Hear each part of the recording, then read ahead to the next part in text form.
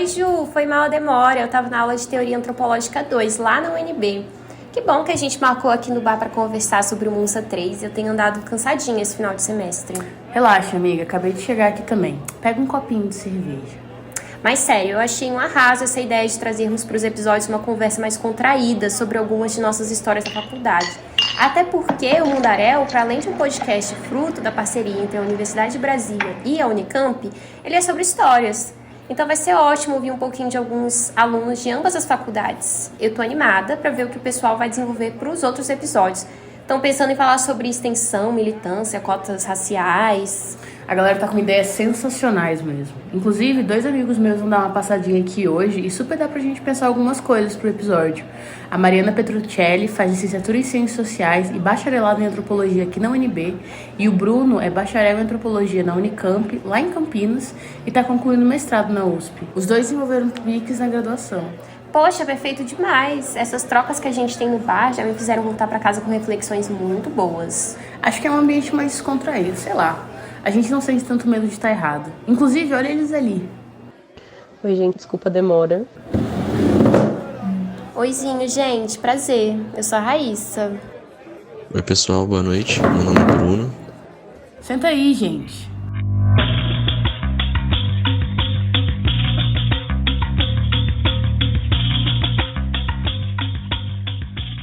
Legal demais que vocês toparam passar aqui no bar para trocar uma ideia com a gente. A Júlia estava comentando que vocês fizeram projetos de iniciação científica, que aqui a UNB a gente chama de PIBIC. O tema de pesquisa deles é muito massa, Rai. Tava animado para saber um pouco mais sobre o que levou eles a escolherem pesquisar esses temas. Com a suspensão das aulas de 2020, a professora Rosana Castro, que estava como visitante no Departamento de Antropologia, criou um grupo de pesquisa sobre epidemias virais. Como eu não tinha participado de nenhum grupo de pesquisa ou de pesquisa qualquer, ainda eu fiquei deslumbrada com as possibilidades que tinha dentro dessa área da antropologia da saúde.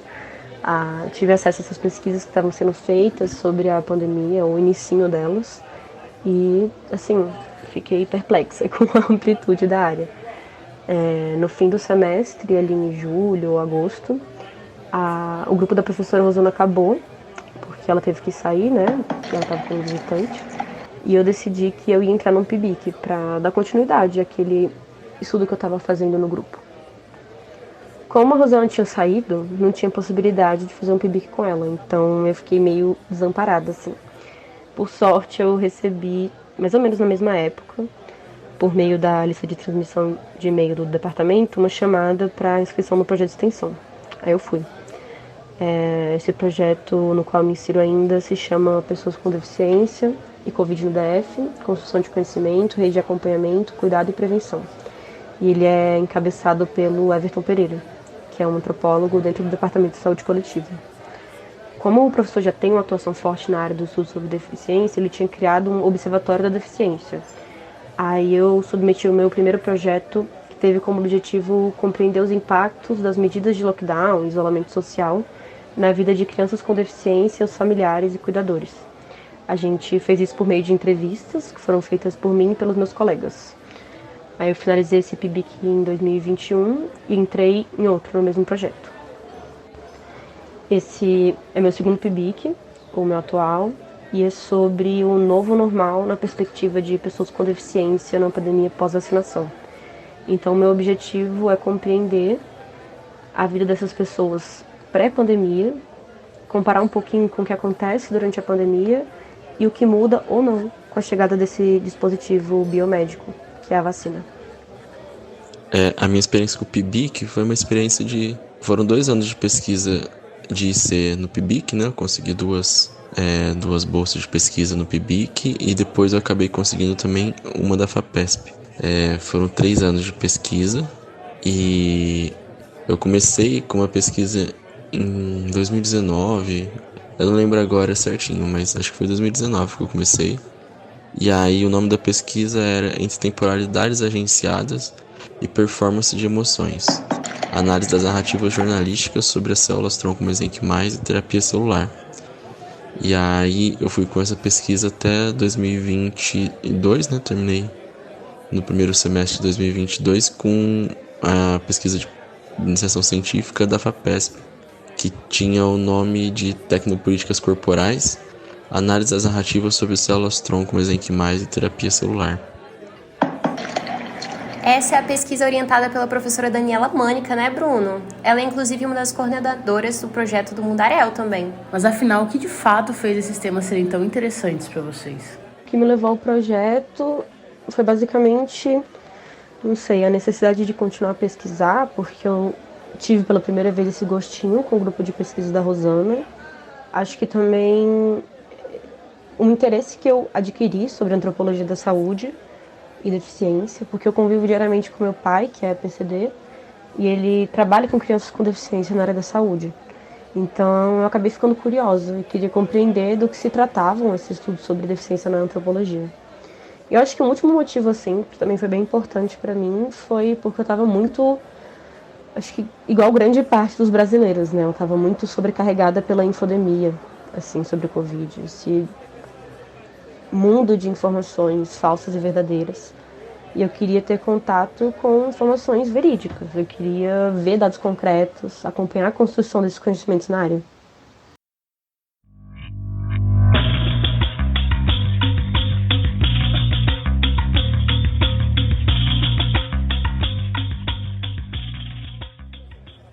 Pois é, massa demais essa parada de você já ter interesse nesse tema, até por conta da história da sua família e tudo mais. E você, Bruno? Sobre o caminho que me levou até esses projetos, foi um caminho bastante errante, assim. Porque eu tava na graduação, assim, tava acho que no meu segundo ano da graduação, acho que talvez começando o segundo ano. E tava ainda bastante dividido, né? Porque nas ciências sociais a gente tem antropologia, sociologia e ciência política. E eu tava, enfim, tinha uma tendência a gostar mais de antropologia pelas primeiras 2 disciplinas que eu tinha feito e tal, mas ainda tava bastante sem saber, assim, que caminho tomar.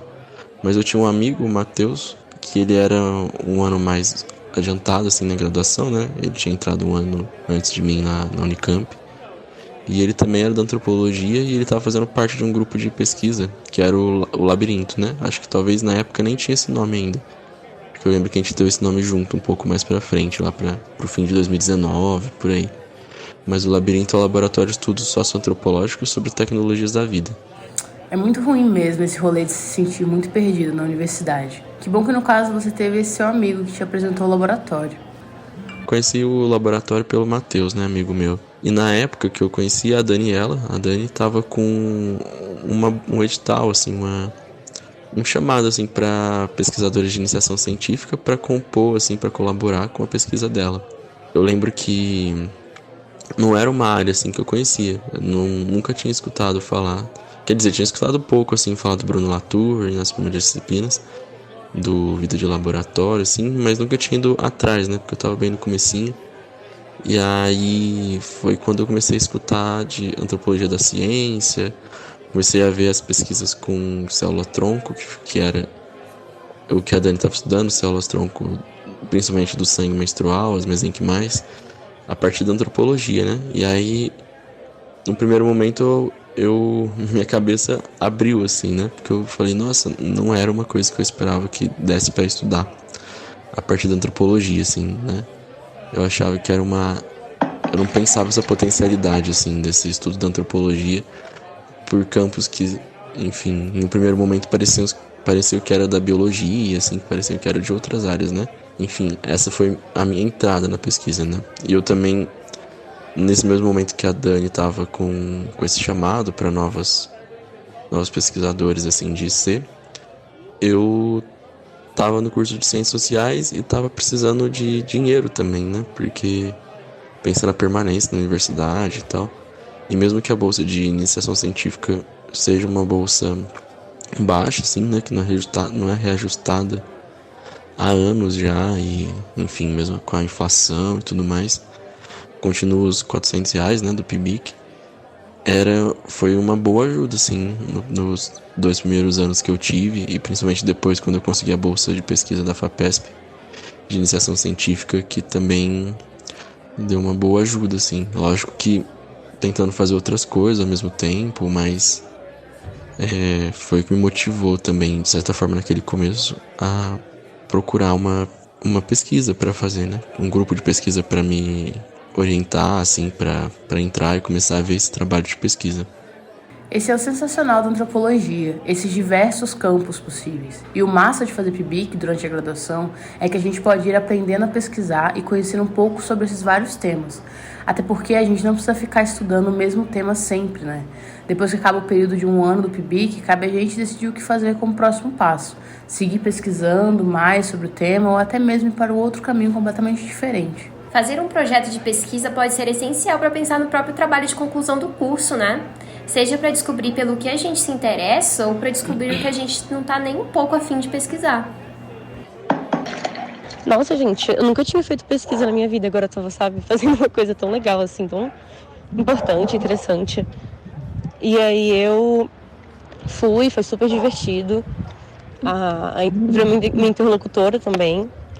Foi bem interessante. Ela foi um momento bem incrível, assim, de poder fazer uma coisa tão massa. Que nem o Mundaréu também, né? Assim, gente, eu acho muito incrível. São coisas muito... Não sei, divulgação científica também é um tema muito divertido. Muito bom de falar.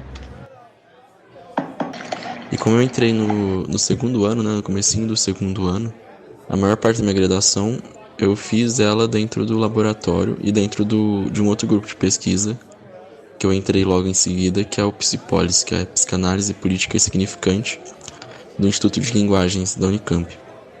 E assim, eu acho que a partir do contato assim, com o Labirinto, com o Psipolis, foi quando eu comecei a perceber como é feita a pesquisa, assim, né? Como as coisas mais básicas, assim, né? Eu lembro que eu descobri como procurava artigo na internet, a Dani me ajudava bastante, assim, porque no primeiro momento da minha pesquisa eu tive que levantar os dados da base de teses e dissertações da CAPES sobre fazer um estado da arte, assim, no levantamento de um estado da arte, assim, das pesquisas na área. E aí foi quando eu comecei a saber como pesquisar referência, como achar um texto importante para pesquisa, como ver o que já está sendo feito para conseguir avançar aquilo. E, enfim, eu acho que agora que eu estava também escrevendo um projeto de mestrado e que foi aprovado, eu acho que muito se deve a essa experiência, assim, sabe? Que parece que foi muito mais que as outras disciplinas, assim, que eu fui fazendo. As disciplinas foram muito importantes só que elas serviam, assim, para continuidade da pesquisa, assim, em algum momento. Porque parece que teve um certo momento que os grupos de pesquisa tomaram conta, assim, na minha cabeça.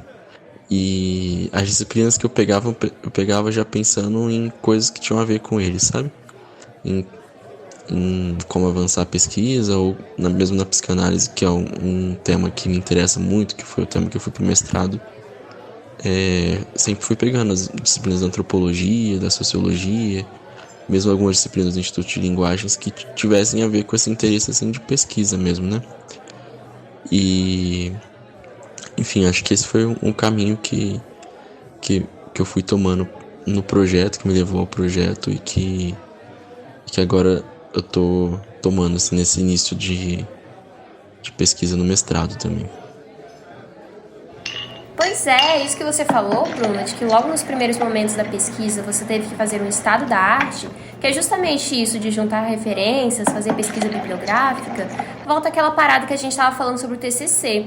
Ajuda demais a termos um pouco de noção e prática durante as pesquisas na graduação, sem falar que pesquisa coletiva é outra história, né?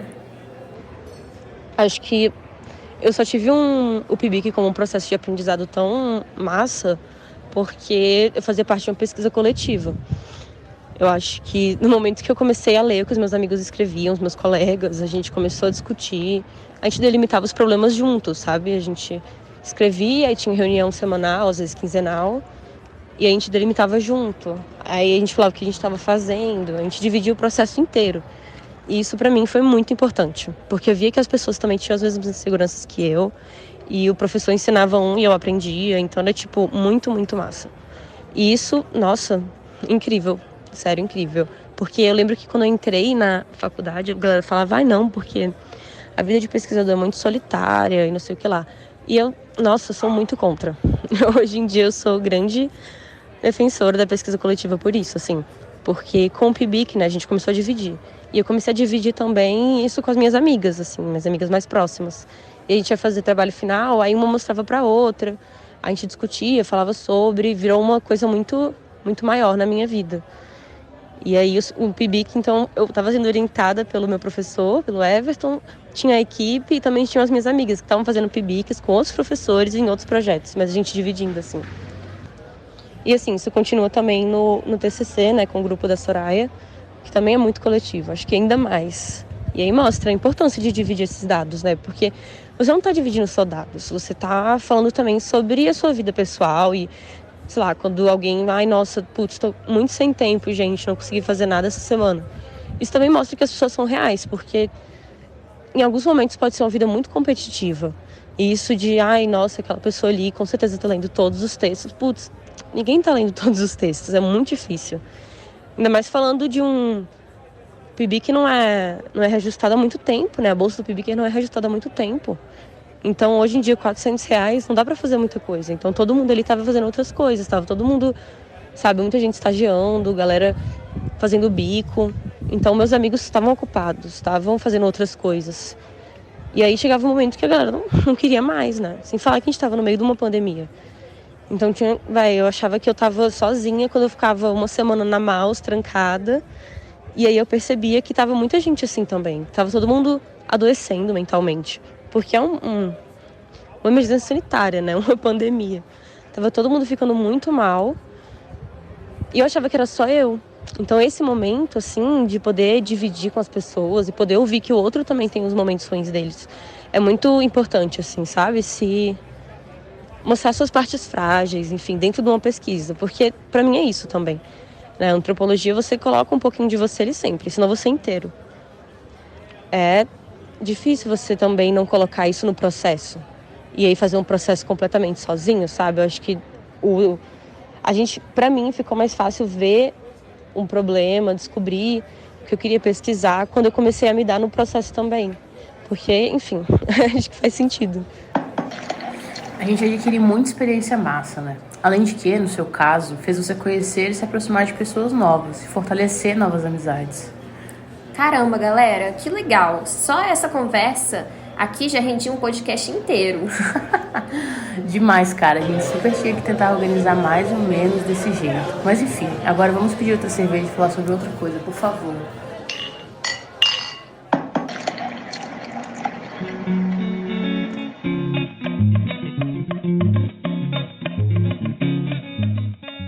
Olá, pessoal! Vocês acabaram de ouvir essa conversa de bar, que foi uma ideia nossa, da equipe do Mundaréu, de fazer um episódio ainda mais descontraído. Sem falar que a gente sabe bem que em conversas de bar o papo corre solto e a gente pode aprender muito. Esse é o primeiro episódio da temporada. Nos seguintes, traremos mais conteúdos super legais que são a cara da gente, estudantes de graduação. Esperamos de verdade que vocês tenham gostado e que possa ter inspirado a vocês, que nos escutam, a conhecer mais sobre o PIBIC e quem sabe até procurar uma pesquisa. Uma coisa boa é ficar ligada nos editais do PIBIC que acontecem anualmente. Conversar com os professores, mandar e-mail, tem que ir na cara dura mesmo. E grupos de pesquisa que circulam nas várias redes. Nos e-mails, redes sociais, cartazes pelos corredores, boca a boca. Vale tudo, né? Quero agradecer a todos os meus colegas de equipe do Mundaréu que estiveram nas produções e idealizações dos episódios. Agradeço também às professoras Soraya Fleischer e Daniela Mânica por estarem sempre com a gente no Mundaréu. Queria também agradecer a Vani, minha namorada, que está sempre comigo nos melhores e nos piores momentos. Não deixem de acompanhar o Mundaréu pelo site mundaréu.labjor.com. O link vai estar aí na descrição. E lá você vai poder ver novos episódios e as transcrições gravadas de cada um deles. Acompanhe também pelo Instagram, @mundaréupodcast. E não perca nenhuma novidade. Vamos ficando por aqui. Muito obrigada. Tchauzinho.